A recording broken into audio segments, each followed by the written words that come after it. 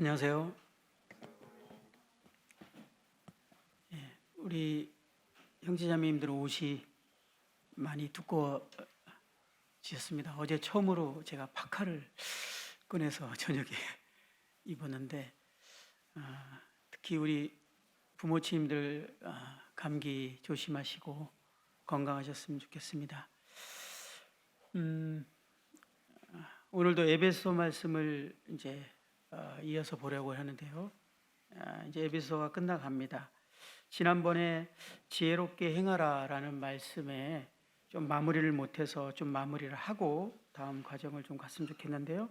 에베소 5장 15절부터 21절을 한 번 더 읽어보고 좀 이 부분을 교제를 마무리하고 이제 다음 과정으로 갔으면 좋겠습니다.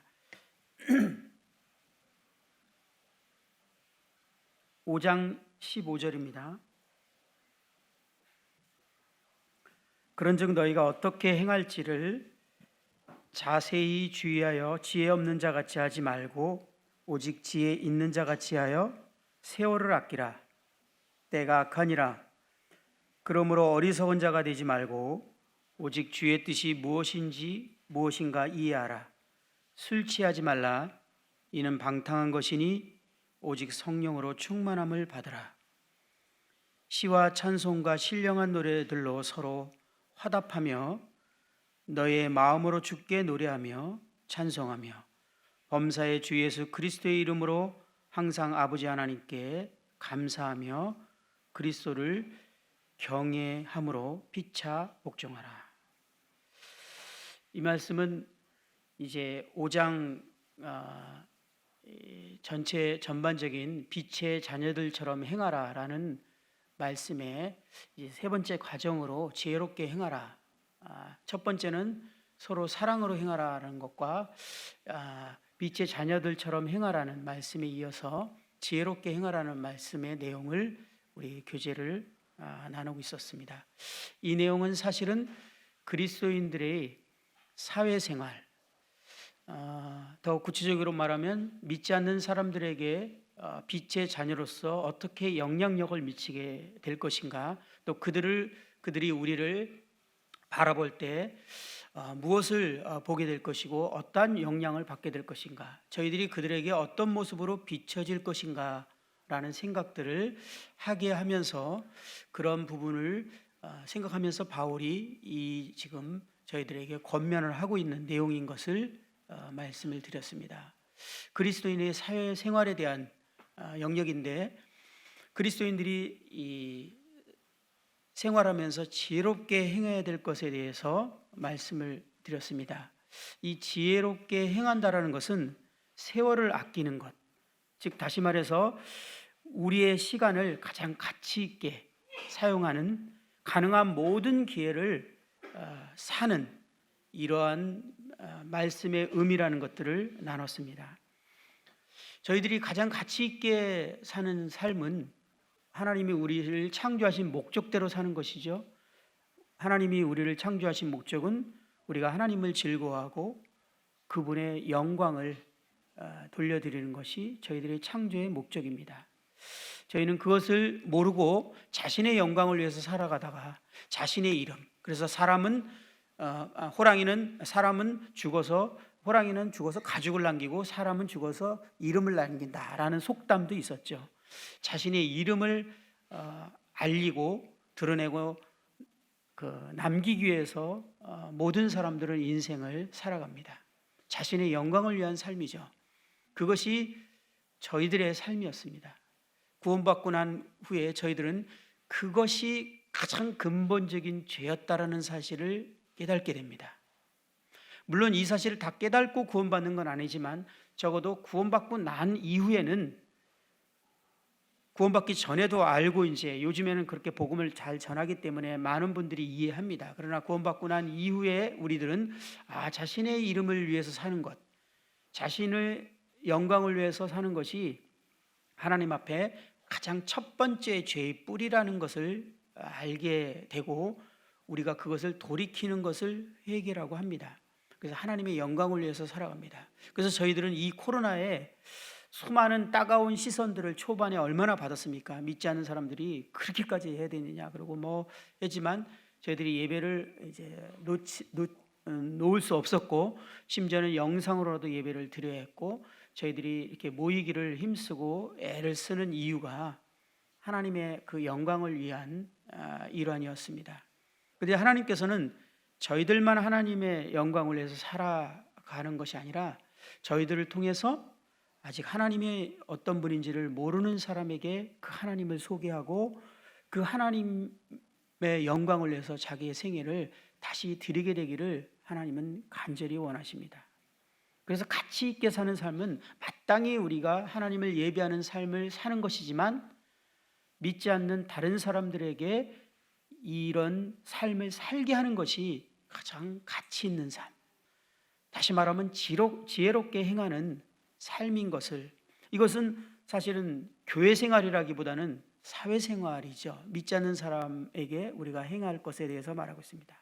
그래서 하나님께서 이제 주님께서 이것을 우리에게 긴박한 가운데서 시간이 얼마 남지 않았다라고 하면서 우리에게 사명을 주셨던 것을 우리는 말씀을 통해서 죄송합니다.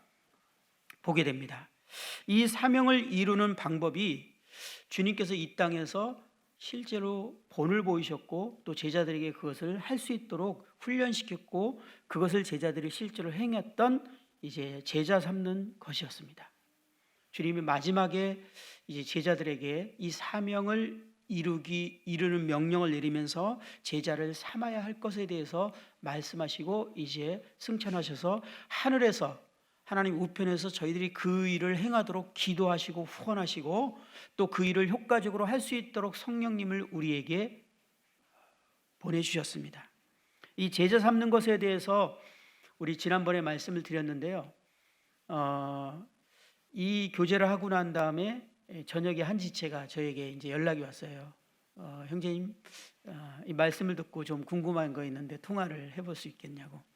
여기 그 지체가 있어서 얘기하기 좀 하지만 이름은 얘기 안 하겠습니다. 그래서 이제 그때 제가 다른 분들하고 교제를 하고 있어서 다음날 이제 통화를 하게 됐습니다. 제가 제자 삼는 것에 대해서 그 네 가지를 말씀드렸는데 그거에 대한 질문이었는데요. 첫 번째가 너희는 제자를 이제 삼으라는 말씀에서 복음을 전해서 구원받게 하는 것이라고 했습니다. 그리고 아버지와 아들과 성령의 이름으로 침례를 주고라고 말했는데, 이 침례는 그 이미 구원받은 거에 대해서 모형과 그림자로 이렇게 보여주는 것이지만, 사실 침례를 통해서 지역교회에 가입되게 되죠. 지역교회의 형제자매님들에게 침례를 통해서 이제 자기 믿음을 고백하고 정식으로 가입하게 됩니다. 다시 말해서 예전에, 요즘에는 잘 없었는데 제가 청년 때는요, CCC라든지 내비게이터라든지 IBF라든지 이런 대학교 선교회가 정말 활성화 많이 됐었죠. 그런데 그들이 복음을 전하는 그런 열심이나 이런 것들은 정말 대단했습니다. 그런데 가장 취약점이 뭐냐면 교회를 갖지 않았다라는 겁니다. 그래서 복음을 전하고 지역교회 어떤 곳에 그냥 알아서 가게 이렇게 했는데, 사실은 주님의 뜻은 우리가 지역교회를 이루고 지역교회 안에서 이제 영적으로 가족을 이뤄서 성장하기를 원하시는 것이 하나님의 뜻입니다. 말씀을 전체적으로 보면 그것은 하나님이 영원한 그 뜻의 계획에 맞는 어떤 그림이었습니다.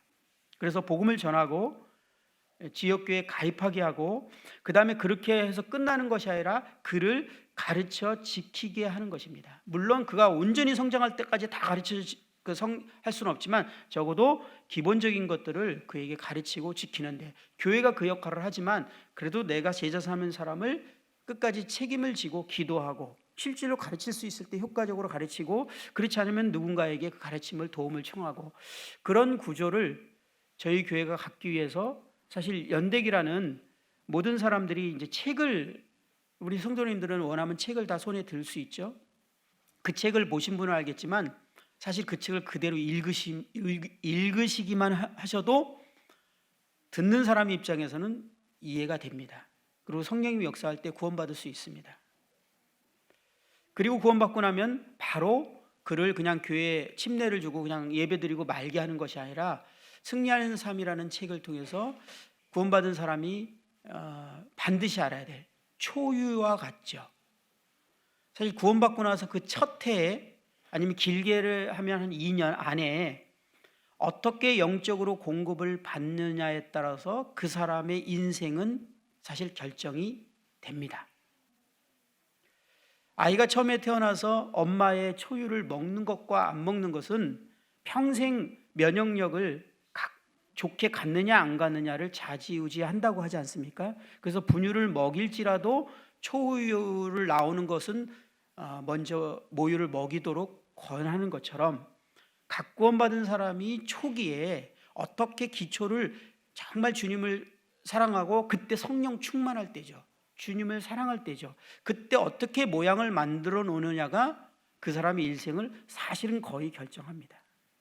제가 저를 볼 때 구원받은 그 해에 고백했던 대로 제가 그대로 살고 있는 것을 보게 됩니다. 그때 첫 해의 고백이었어요. 나중에 몇 년 지난 다음에 고백이 아니었습니다. 그때 제가 가졌던 그 소원, 그것을 주님은 들으셨고 또 그 소원이 저희 인생을 계속 이끌어가고 있는 것을 보게 됩니다. 그래서 구원받고 나서 바로 그들을 가르치고 그 지키게 하는 그 양육이 얼마나 중요한지, 이것이 제자 삼는 사역의 세 번째입니다. 거기서 제자 삼는 사역이 끝나면 안 되죠. 그가 또 다른 사람에게 이제 복음을 전해서 그에게 내가 배운 대로, 내가 접한 대로 그대로 행하는 것입니다. 그래서 그가 다른 사람에게 또 하는 것을 보고, 그래서 디모데후서의 말씀을 통해서 바울은 이것이 3대 4대로 이어가고 있는 것들을 우리에게 이제 샘플로 보여준 것을 말씀드리면서, 주님이 이런 방법을 통해서 온 세상에 이 하나님의 이 말씀이 전해지고 그들이 구원받게 되고 하나님께로 돌아와서 예배하게 되는 그러한 일들이 일어날 것에 대해서 하나님은 제자들에게 훈련을 하셨고, 그래서 주님은 처음에 12명을 선택해서 많은 사람에게 시간을 투자하지 않았고 그들에게 시간을 온전히 투자하시고 나서 그들에 의해서 로마 전역이, 사실 로마 전역이라면 거의 세상의 절반 이상이라고 생각하면 됩니다. 그 당시에 그들이 복음화됐던 것을 우리는 역사적으로 알고 있습니다. 많은 사람을 주님은 책임지지 않았어요. 그 능력이 있으신 주님도 12명에서 멈췄습니다. 사실 제자 훈련을. 그러나 그들을 통해서 많은 영적인 그 확장이 있었던 것을 볼 때 저희들이 주님보다 지혜롭지 못합니다. 그렇기 때문에 저희들이 그것을 이제 해야 할 것에 대해서 말씀을 드렸습니다. 근데 이 부분을 이제 말씀을 들었나 봐요. 그리고 그 지체가 전화해서 저에게 이제 했던 얘기가 저도 이제 교훈이 되고 인상이 깊었는데, 실제로 지금 누군가에게 연대기를 전하고 있었어요. 그리고 우리 교회에 이제 부서에 선생님으로 있는 지체였어요. 그런데 사실은 그러면 이제 제자 삼는 사역을 하고 있었잖아요. 그런데 내가 충격이에요. 왜냐하면 분명히 제가 훈련도 받고 그랬는데 그것을 까맣게 잊었다는 거예요. 그리고 그냥 복음을 전하고 있다라는 거예요.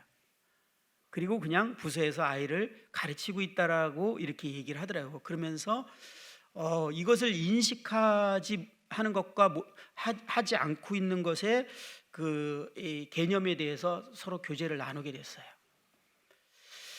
그리고 한 가지 마지막에 어떤 교제를 했냐면 무슨 교제를 하다가 이제 제자 삼는 것은 그 제가 뭐 자연스럽게 대화를 했어요. 그 직장 다니는 곳이나 그 학교든지 그곳에서 그냥 그런 영혼들이 오게 되면 그가 교회를 나오게 되면은 가자 그래서 나오면 정말 좋지만 꼭 교회를 나오게 하는 것이 첫 번째 목표가 돼서는 안 된다.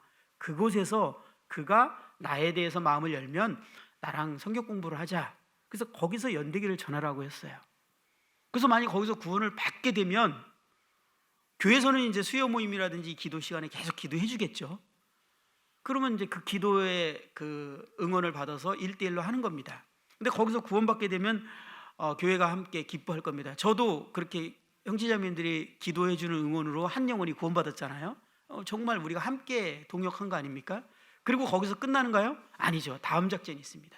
바로 1대1 양육을 바로 진행하는 겁니다. 지금 이제 승리하는 삶을 이제 그 제가 복음 전한 그분에게 이제 재준 어머니에게 이제 전하게 되는데, 승리하는 삶은 제가 하는 것보다 자매님이 하시는 것이 좋을 것 같아서 지난주에 그것을 얘기했더니 좋겠다고 이렇게 하셨어요. 그래서 이번 주 수요일 날 저희 교회에서 자매님 한 분이 저랑 같이 가서 이제 1대1 양육을 해줄 겁니다. 근데 1대1 양육을 배우다 보면 아시겠지만 내용이 듣다 보면 교회에 오게 돼 있어요. 마지막에는 결국 뭡니까? 침례에 대해서 배웁니다. 예배에 대해서도 배우고 이렇게 배워요. 그러면 사실은 지금 교회를 안 다니는 사람에게는 당연히 이것이 실천할 수 없을 뿐만 아니라 저희 모임에 다니지 않으면 이렇게 실천할 수 없는 영역들이 막 나와요, 거기서. 그러면서 자연스럽게 이제 그것을 들으면서 이 말씀대로 살아야 될 것에 대한 소원과 함께 이제 또 침례를 받고 이렇게 해야 되는 소원과 함께 저희 이제 교회에 연결이 되겠죠. 그럼 저희는 그때 비로소 얼굴을 보게 될 것입니다. 어떻게 해요? 오랫동안 기도하던 그 어떤 분을. 이런 일이 저희 교회에 사실 일어나야 됩니다.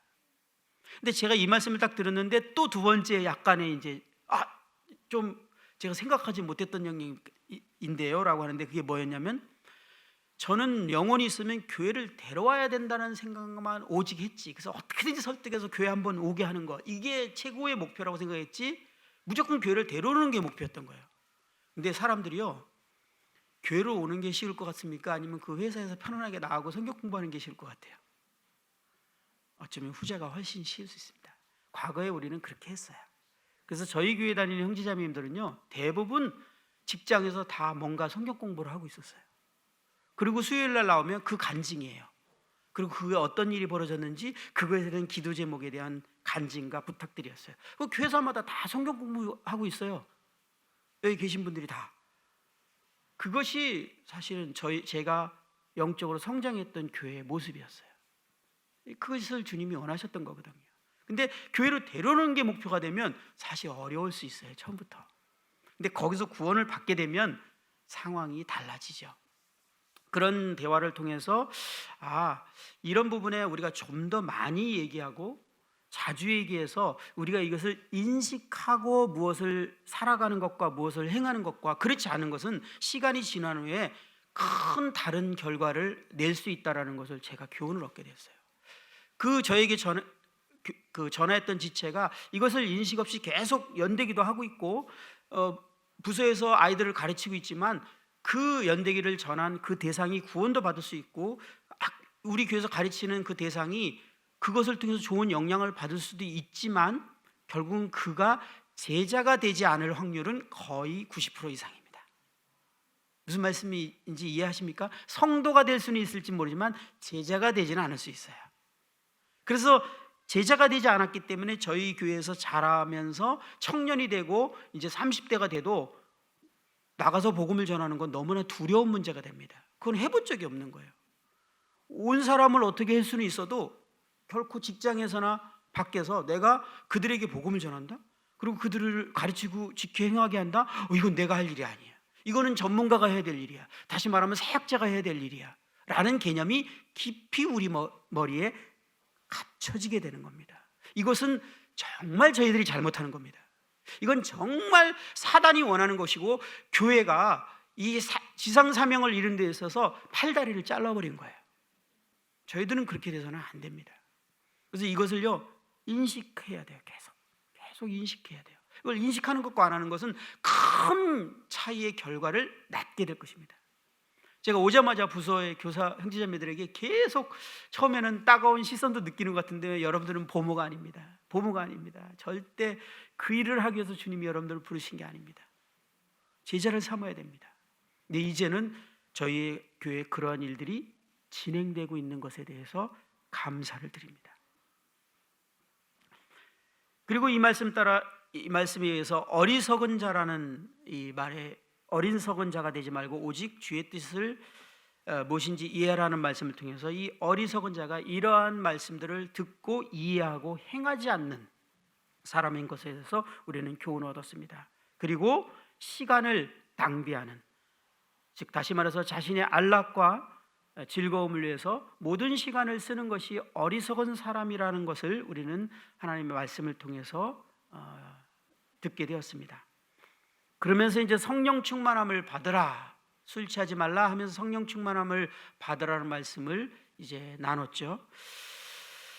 이것은 이제 명령이었습니다. 그렇기 때문에 성령 충만함을 받아야 될 이유에 대해서 명령이기 때문에 마땅히 우리가 이것을 충만함을 받아야 될 것이죠. 근데 이 성령 충만함은 일시적으로 우리가 경험하는 것이 아니라 거듭난 그리스도인들에게 지속적으로 경험되어지는 말씀의 의미라는 것을 우리는 알게 됐습니다.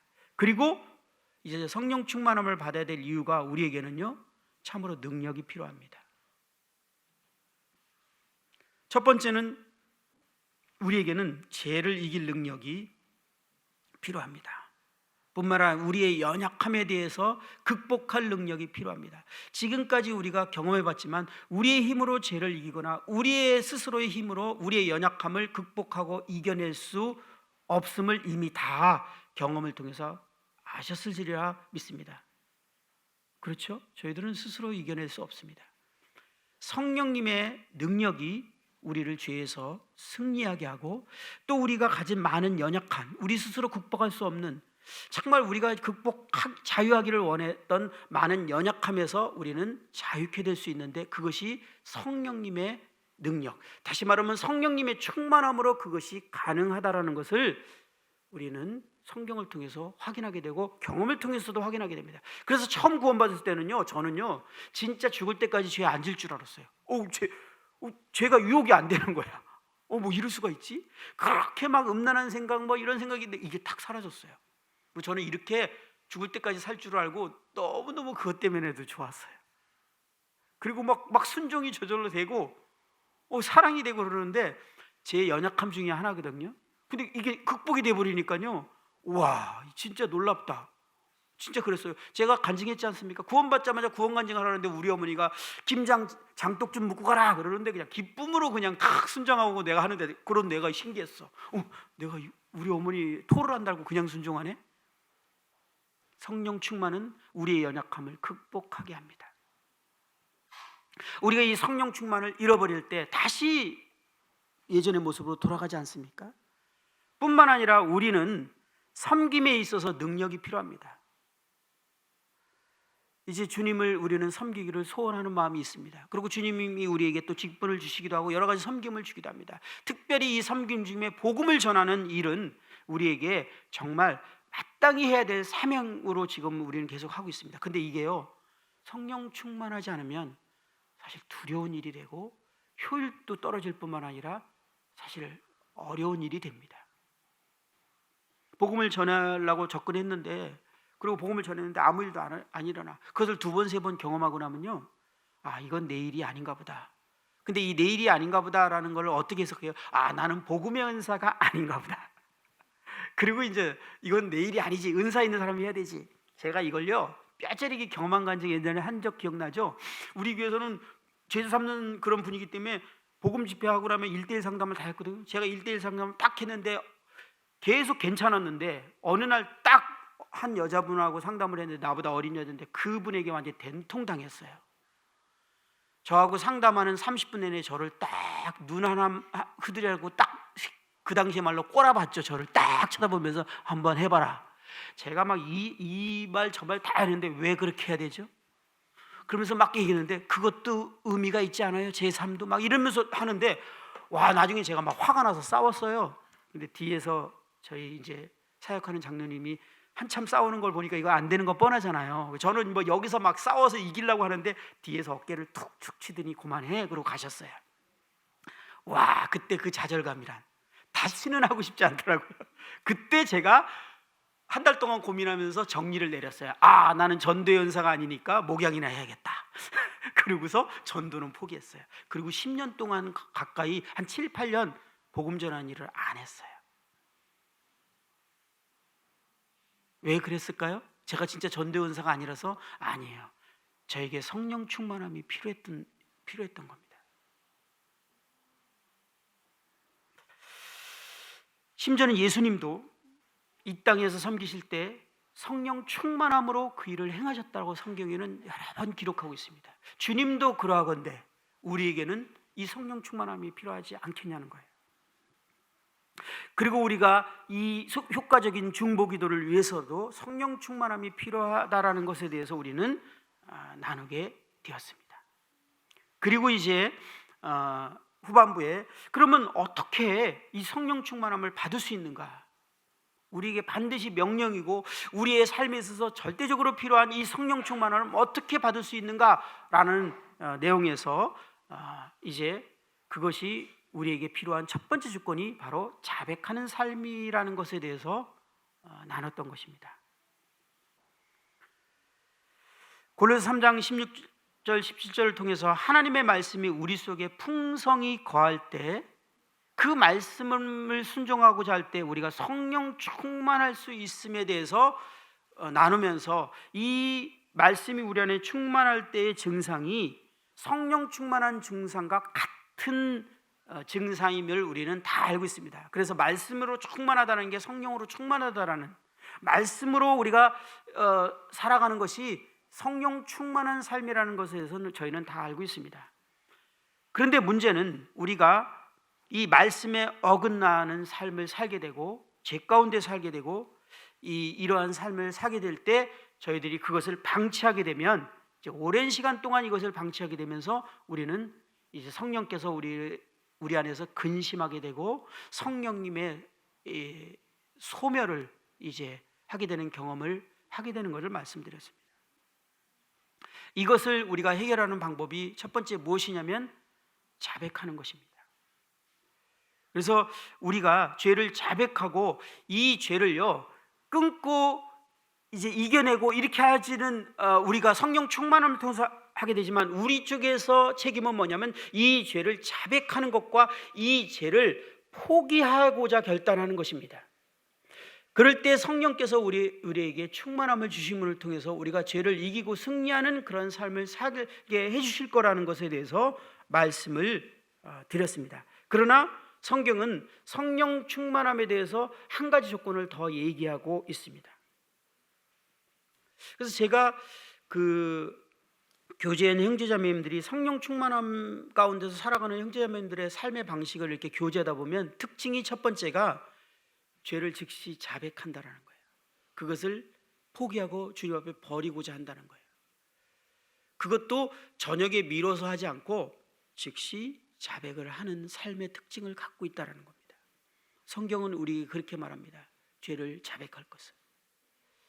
그럴 때 하나님은 기쁘시고 미쁘시고 의로우사 우리의 죄를 깨끗하게 하실 것에 대해서 약속을 하셨습니다.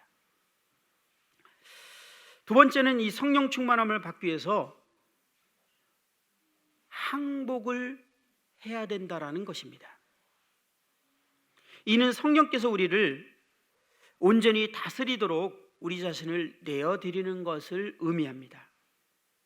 바울은요, 이 18절을 통해서 술 취하지 말라라는 것과 성령으로 충만함을 받는 것을 대조해서 해놨습니다. 왜 하필이면 이렇게 대조해놨을까요?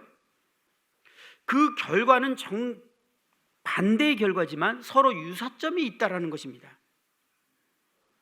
이 두 경우 다 사람이 자기 자신이 아닌 외부의 힘에 의해 통제를 받고 있다라는 거예요.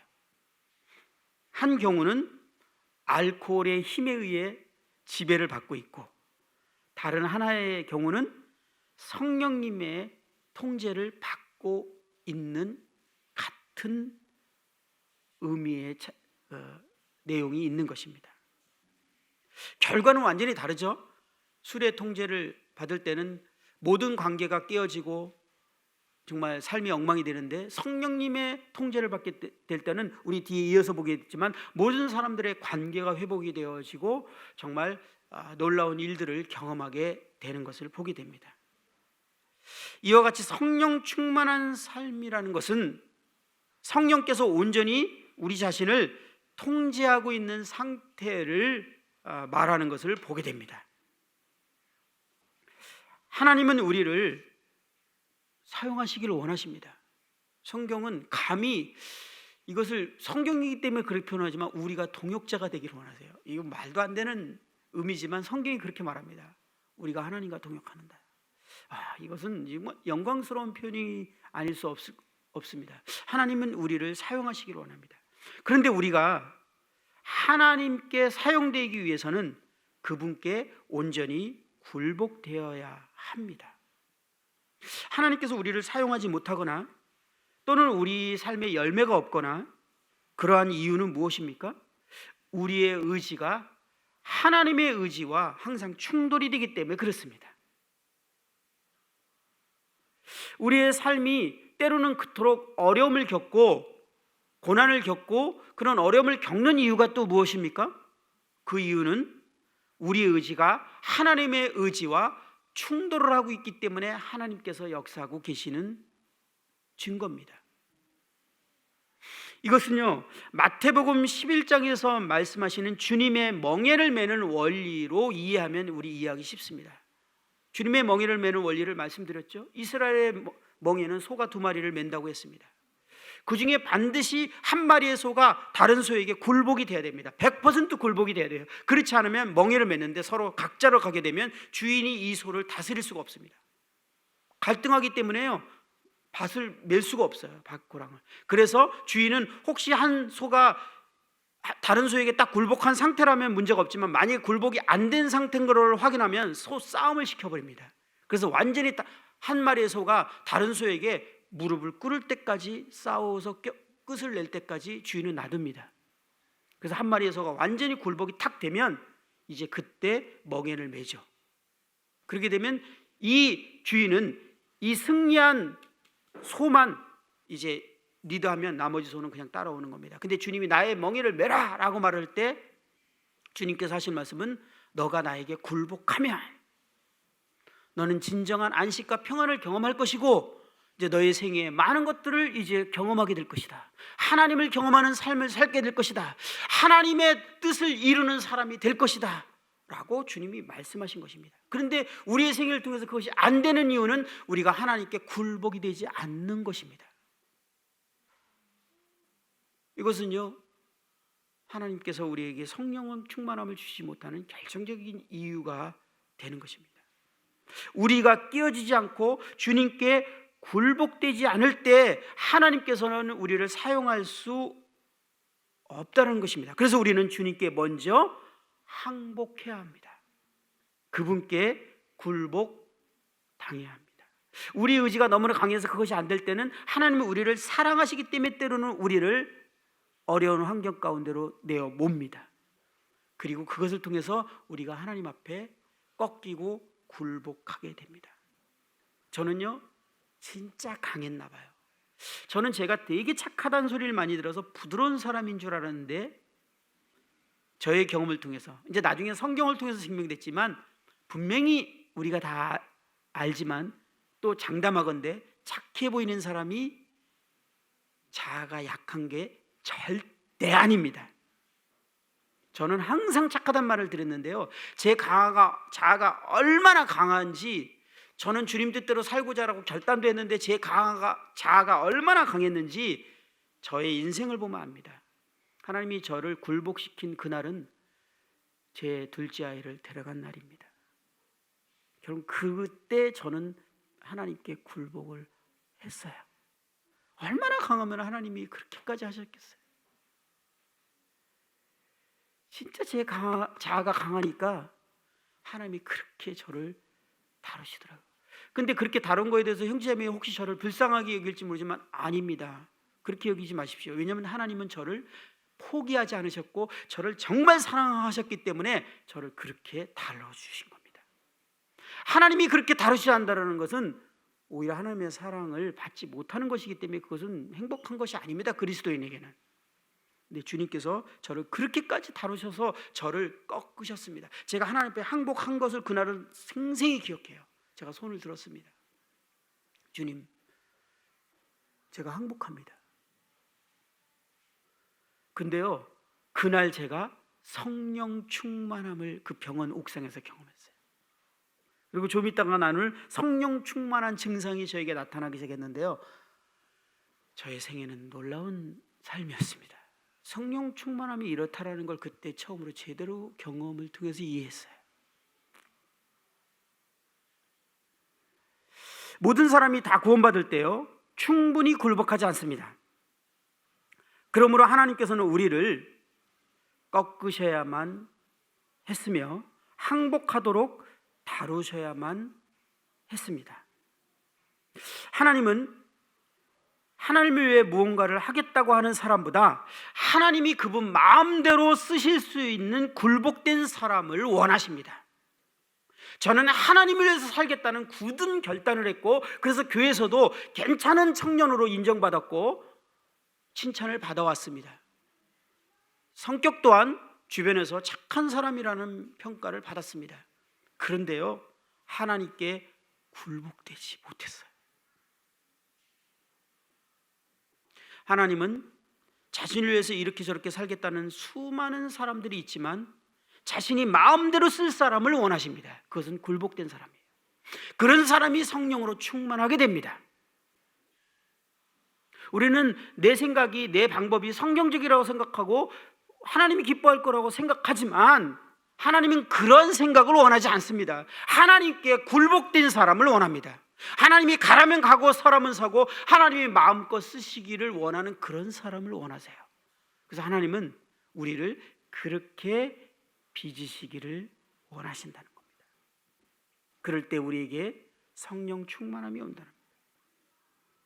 이와 같이 우리가 죄로부터 주님께로 돌이키고 자백하고 우리가 우리 자신을 온전히 주님의 뜻을 행하도록 굴복시킬 때 하나님은 우리를 성령으로 충만하게 하신다라고 성경은 말하고 있습니다.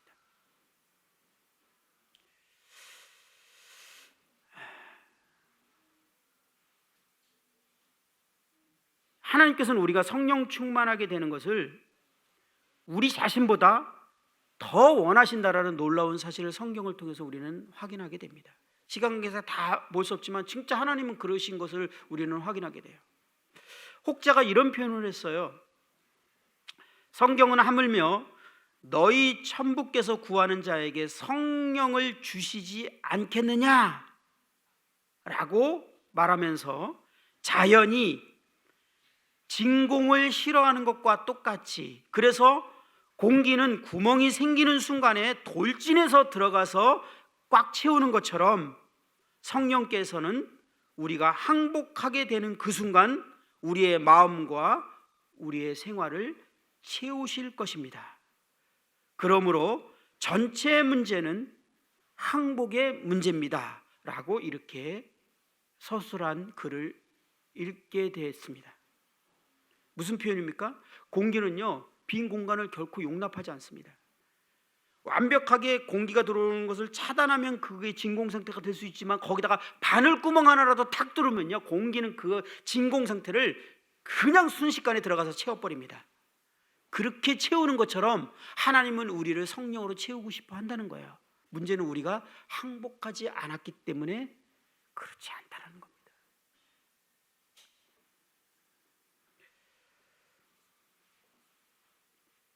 우리가 예를 들어서 집을 한 채 샀어요.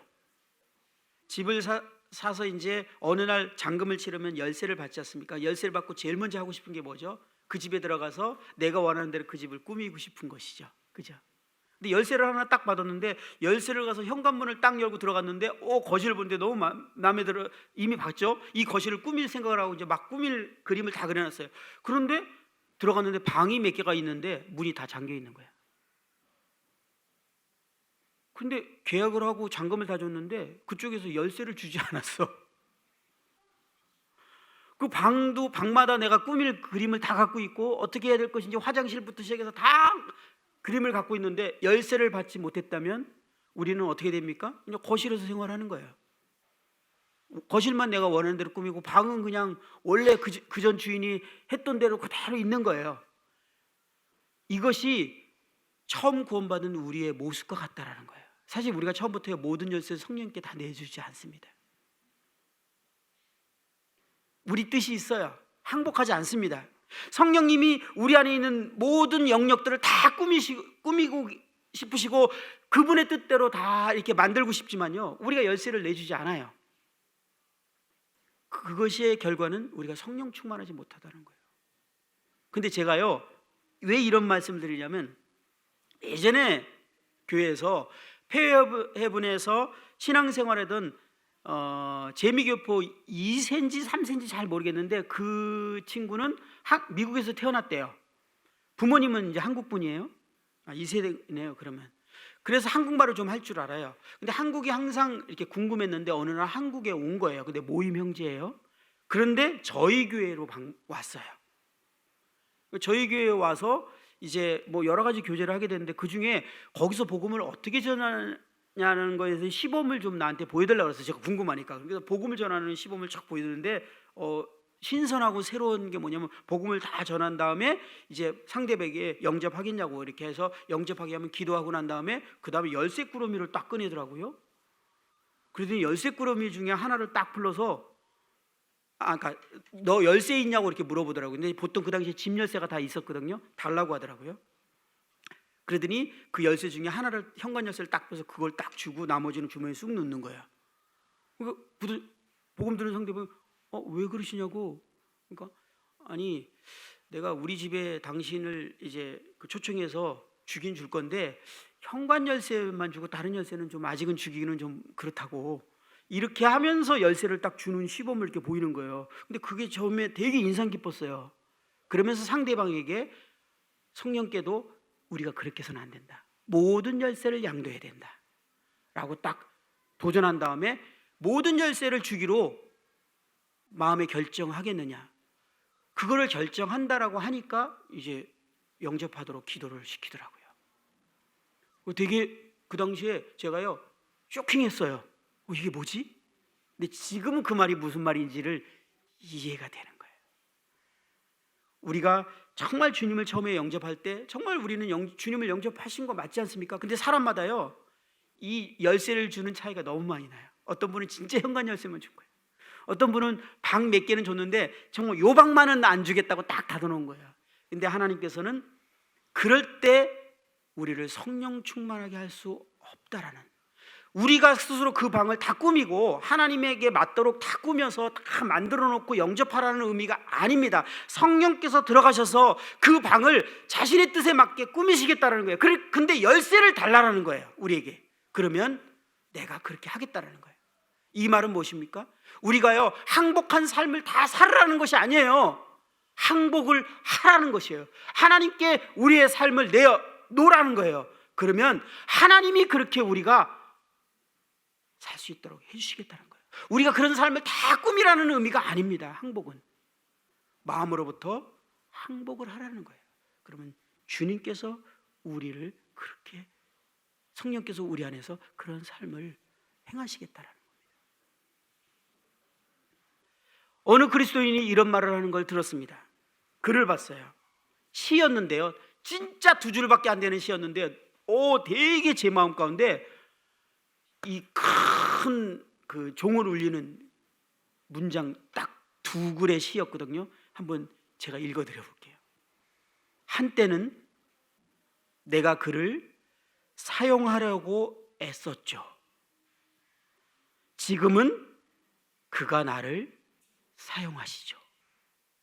딱 이 2 문장입니다. 다시 읽어드릴까요? 한때는 내가 그를 사용하려고 애썼죠. 지금은 그가 나를 사용하시죠. 와, 이거 나에 대해서 어떻게 이렇게 잘 표현했는지 이 2 문장이 확 와닿았어요. 제가요 주님을 살겠다고 하면서 주님 도와주십시오, 내가 복음을 전하는데 주님 도와주십시오, 이렇게 하는데 주님 도와주십시오, 얼마나 주님을 내가 잘 사용했는지 몰라요. 나 이것이 잘못된지 몰랐어요. 그런데 지금은 그가 나를 지금은 그분이 원하신 대로 나를 보내기도 하고 하기도 하고 멈추기도 하고 그분의 뜻대로 저를 사용한, 그것이 성령 충만한 삶이라는 것입니다. 이 2 문장이 저에게 정말 오랫동안 남는 문장이었습니다. 하나님은 죄를 자백하고 포기하고 하나님께 항복하기를 원하십니다. 그러면 하나님께서 우리를 즉시 성령으로 충만하게 하실 것이라는 것입니다. 여기서 한 가지 더 생각해 볼 수 있는 것은, 복음을 전하면서 사명을 이루고자 하는 사람들에게 성령으로 충만하게 하신다라는 것을 사도행전에서 정말 우리는 너무나 많이 볼 수 있습니다. 한 예로 사도행전 4장 29절에서 31절을 보면요, 제가 읽어 드려 볼게요.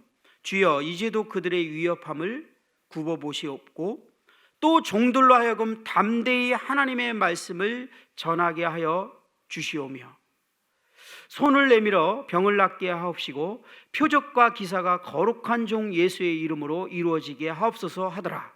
빌기를 다함에 모인 곳이 진동하더니 무리가 다 성령이 충만하여 담대히 하나님의 말씀을 전하니라. 이 초대교회 이 성도들이요, 이 위협이 있었어요.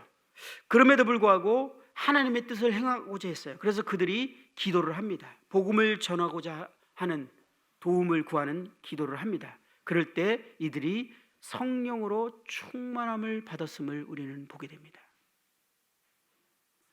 우리가 하나님의 뜻, 이 지상 사명을 이루고자 할 때 하나님께서 우리에게 성령으로 충만케 하심을 주시는 것들을 우리는 보게 됩니다.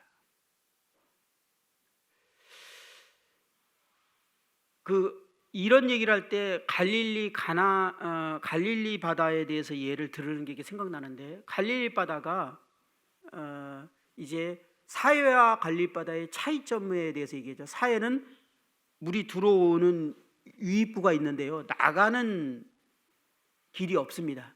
그래서 그 바다는 죽었어요. 물론 지금 그 죽은 바다에 뭐 진흙으로 머드팩 해갖고 되게 유명하고 장사 잘 된다고 하는데, 생명력으로 생각할 땐 그건 죽은 바다입니다. 근데 갈릴리 바다의 특징은 들어오는 유입보다 나가는 길이 더 많습니다. 그래서 그 바다는 살아있는 생명력 있는 바다입니다.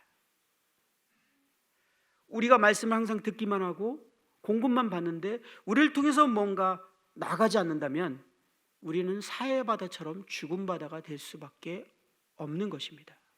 생명이 있는 삶, 성령 충만한 삶은 우리가 누군가에게 이 말씀이 우리를 통해서 나갈 때, 그래서 우리가 복음을 전하고자 할 때, 또 복음을 전할 때 성령으로 충만하게 됩니다. 전도자들에게 제일 많이 듣는 얘기 혹시 들으셨어요? 전도자들은요, 영적으로 침체하고 어려우면 복음을 전한다고 해요. 그러면 충만해진다고 해요. 사도행전 7장 55절에 보면 스데반이 성령 충만하여 하늘을 우러러 주목하여 하며 하나님의 영광과 및 예수께서 하나님 우편에 서신 것을 보고, 이런 말이 있습니다. 스데반이 담대히 복음을 전한 후에 성령이 더 충만해진 사실을 우리는 이 말씀을 통해서 보게 됩니다. 사도행전 13장 48절부터 52절까지 쭉 내용 보면 이 제자들이 복음을 전하는 장면이 나오는데, 바울과 제자들이 복음을 전한 후에 52절의 마지막에 제자들은 기쁨과 성령이 충만하니라 라고 이렇게 말하면서 말씀이 마무리되는 걸 봅니다. 이들이 복음을 전한 후에 성령이 충만했습니다. 또한 우리가 아는 사실은 우리가 복음을 전할 때 주님이 함께 하시겠다고 약속하셨다라는 사실입니다. 그래서 마태복음 28장 19절에 보면 그러므로 너희는 가서 모든 민족을 제자로 삼아 아버지와 아들과 성령의 이름으로 세례를 베풀고 20절에 내가 너희에게 분부한 모든 것을 가르쳐 지키게 하라. 볼지어다 내가 세상 끝날까지 너희와 항상 함께 있으리라 하시니라 라고 약속을 하셨습니다. 주님께서 우리가 지상사명을 이루고자 할 때 주님께서 함께 하시겠다고 약속을 하시고요, 사도행전에 보면 그 약속을 이루는 내용들이 계속 나옵니다. 한 예로 11장 20절 21절에 보면 그 중에 구브로와 구레네 사람이 안디옥에 이르러 헬라인에게도 말하여 주 예수를 전파하니 주의 손이 그들과 함께 하심에 수많은 사람들이 믿고 주께 돌아오더라. 여기 주의 손이 그들과 함께 하심에 라는 말씀이 우리에게 이제 주목하게 됩니다. 우리가 이 제자 삼는 사역을 하고자 할 때 주님이 우리와 함께 하시겠다라고 약속을 하셨다라는 겁니다. 우리가 신분적으로 주님이 함께 하십니다. 그렇죠? 주님은 우리와 함께 하십니다. 근데 그러면 주님께서 이 함께 하시던 이 약속은 무슨 의미입니까? 주님의 임재의 충만함을, 다시 말하면 성령님의 충만함을 우리가 경험할 수 있게 될 것이라는 약속입니다. 그래서 에베소 5장 19절과 20절, 21절은 이 성령 충만한 결과에 대해서 나오고 있습니다. 시와 찬송과 신령한 노래들로 서로 화답하며 너의 마음으로 주께 노래하며 찬송하며 범사에 우리 주 예수 그리스도의 이름으로 항상 아버지 하나님께 감사하며 그리스도를 경외함으로 피차 복종하라. 이 성령 충만한 결과가 죄를 이기는 능력이 있다라는 것을 우리 말씀을 드렸습니다. 그리고 섬김을 하는 데 있어서 이제 효과적으로 열매를 맺을 수 있다라는 것에 대해서 우리는 성령 충만한 결과에 대해서 이미 교제를 나눴습니다. 뿐만 아니라 19절부터 21절에는 성령 충만의 증거들을 이렇게 말하고 있는데요. 이 말씀들을 이렇게 보면은 하나님과의 관계가 회복되어 있는 것을 보게 됩니다. 그리고 서로 화답하며라는 개념이 지체들과의 관계가 회복되는 것을 보게 됩니다. 뿐만 아니라 그리스도를 경외하며 피차 복종하라 라고 하면서 이 내용이 이제 아내들이여 라면서 부부관계와 부모와 자식들의 관계와 직장의 상사와 이제 직원들의 관계로 이어지는데, 이게 성령 충만한 결과의 물을 얘기하고 있는 것입니다. 부부관계가 회복이 됩니다. 부모와 자식 관계들이 회복이 됩니다. 그리고 직장 생활의 관계들이 회복되는 것을 보게 됩니다. 이것이 사회생활 안에서 이렇게 쭉 나오는데 오늘 시간상 이것을 말씀을 드릴 수 없는데요, 하나님께서 원하시는 의도가 무엇일까요? 이 가정을 통해서, 그 다음에 부모와 자녀의 관계를 통해서, 부부관계를 통해서 직장 생활에 우리들의 그 상사에 대하는 태도, 또는 우리가 상사라면 직원들에게 대하는 태도를 통해서 사람들이 이제 빛을 보게 된다는 것입니다.